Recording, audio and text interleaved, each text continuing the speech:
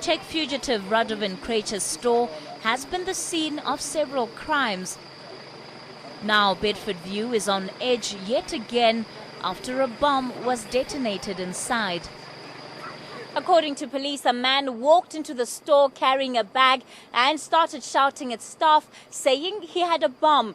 And moments later, the explosion went off, sending tremors through the street. We don't have nationalities, we don't have names. We have sent people to the hospital to get the names and the ages as well as nationality from those injured in the blast.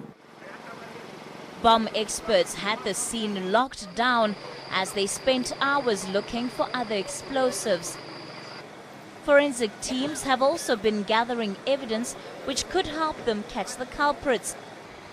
It was only in July that police were here after a bomb exploded outside this property.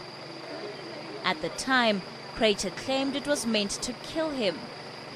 Not long before that, jewelry worth 3 million rand was stolen from the store. Police say they're still trying to connect the dots.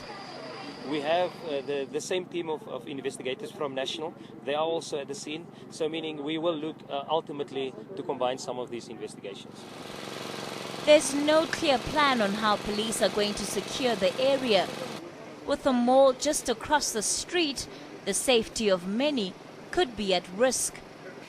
Police say confirming the identities of the deceased and injured will help direct their investigation. Kathy Mutlatlana, Bedford View, Johannesburg. News that moves. enca.com.